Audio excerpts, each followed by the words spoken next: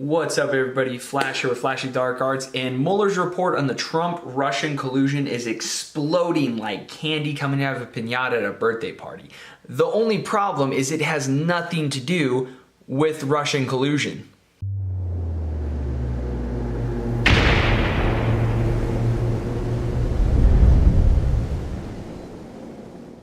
Okay, now before we dive into this, we have to recognize that this is not the first investigation that has been done on Trump-Russian collusion. There is the House investigation and there is the Senate investigation, okay? And now the Mueller report is the third investigation, and all three of them have found zero Russian collusion. Zero.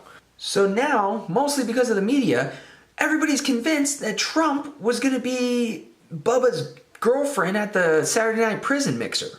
Okay, they thought he was going to prison. And now it turns out that there's zero Russian collusion and they're totally lost. So if everybody was convinced that Trump was going to prison, what happened? Well, the answer to this goes back to April of 2016. 1 month before Trump was presumed to be the frontrunner or the actual nominee for the Republican Party. Okay, now the reason this date is important is because April of 2016 is when the Clinton campaign hired Fusion GPS with money from the DNC, okay, the Democratic Party, in order to gain information on whoever they were going to run against. In this case, Trump. So, with Trump looking like the front runner for the Republican Party, Fusion GPS focused its attention on his campaign, okay? The information they gathered was designed to smear his campaign, right, to make him look bad and to ruin his public image, regardless of whether the information was accurate or not. Now, let's be honest, it's really not hard to ruin Trump's public image. He kind of does that on his own. Okay, Fusion GPS hires Christopher Steele, a guy who allegedly has Russian connections and is supposedly well-versed in espionage, to investigate and try to find information from the Trump campaign. I kid you not, you can't make this shit up. Christopher Steele gives the Clinton campaign stories about Trump involved in Russian prostitutes, Russian bribery, and collusion of the 2016 hackings of the election or whatnot. Okay, which, keep in mind, happened on Obama's watch. I don't know why that matters, it just makes me feel better saying it. So now this mostly falsified information paid for by the Democratic Party, okay, is used by the FBI to get a warrant from the FISA court. Okay, now supposedly the FBI leaked the information to the media, okay, supposedly to the media to get the ball rolling on this. So when people hear FISA court, they go, oh, okay, FISA court, without really understanding what it is, okay? The FISA court is a secret government court that has been given increased power since 9/11 to fight terrorism in foreign countries. They practically never deny warrants, including ones with falsified information. The FISA court is like an alternate Supreme Court, and they have the ability to bend the Constitution in the name of national security. Now with a warrant that the FBI shouldn't have been able to get, they start secretly spying on the Trump campaign. And this quickly becomes one of the most biased and unprofessional investigations ever. So the two people heading the investigation, Peter Strzok and Lisa Page, turns out they're having an affair, okay? Peter Strzok is cheating on his wife with Lisa Page. And they wind up showing their bias towards President Trump through text messages. Take a look. August 6th, 2016.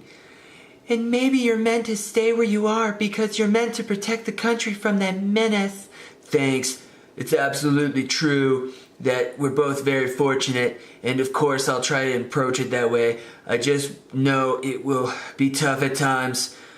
I can protect our country on many levels. Not sure if that helps. August 8th, 2016. Trump's not ever gonna become president, right? Right? No. No, he won't. We'll stop it. I'm not gonna call him president, not even if there's a fire. Me neither. I hate him. He's not my real president. September 2nd, 2016. POTUS, Obama, wants to know what we're doing.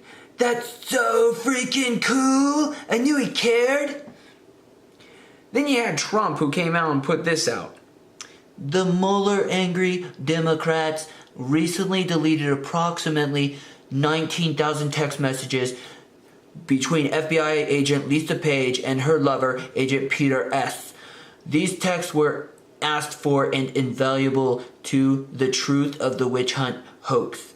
This is a total obstruction of justice. All texts demanded. Well, Mr. President, luckily for you, I'm a time traveler. Date unknown. This investigation has gotten me all hot. How about you? Yeah, I'm hot. Are you gonna show me who the boss is? Come over. Wife's gone? Yep, call me POTUS. What are you gonna do, POTUS? I'm gonna take you to the beep beep beep beep beep beep beep beep beep beep beep. Yeah. Now, all the messages that made him sound like horny teenagers was fake, okay? Them informing Obama of what was going on is accurate, and then them not wanting Trump to be president is accurate.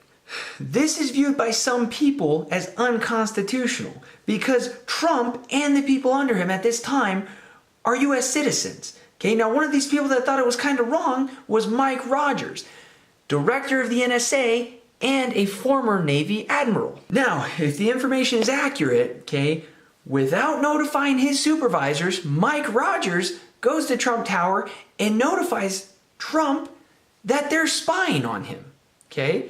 And he did this without notifying his supervisors. This could have gone south for him. Thank you, Mike Rogers. You are a true American patriot. If all this is accurate, we appreciate you. Thank you. Now, 2.5 years down the road, here we are. Okay, everybody's reading, just dying to read the Mueller report. Here's the problem. When this investigation started, Trump was not president of the United States. He did not take an oath. When this investigation started, he was a U.S. citizen. The people who have gotten in trouble because of this are U.S. citizens. Okay, they went in looking for Russian collusion. They did not find any. They spied on U.S. citizens and did not find any Russian collusion. Now, if they find Trump had tax evasion, if they find he spanked Russian working girls for money, if they find that he blackmailed New Yorkers, okay, they can't do anything with it. It is tainted information. It is fruit of the poisonous tree. It's all tainted.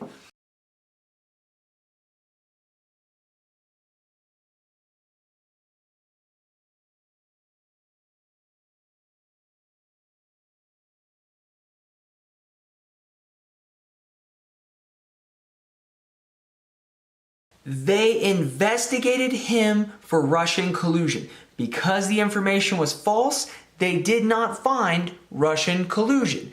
That makes all the information unlawful search and seizure. Okay? If the process is tainted, the results are tainted. Hence, fruit of the poisonous tree. It's no different than a cop walking up to you, sticking his hand in your pocket because he thought you had a murder weapon and pulling out a crack pipe, okay? He shouldn't have been in your pocket in the first place. That makes this fruit of the poisonous tree. That is what happened here. This is why Attorney General Barr said he's going to investigate and try to go after the people that started this investigation, okay? Because it is unlawful. This whole thing is shady. Now, he's the president now. So by letting this continue after he became president, it sounds an awful lot like treason. Is it treason? I don't know. I wasn't there. Hopefully the investigation shows.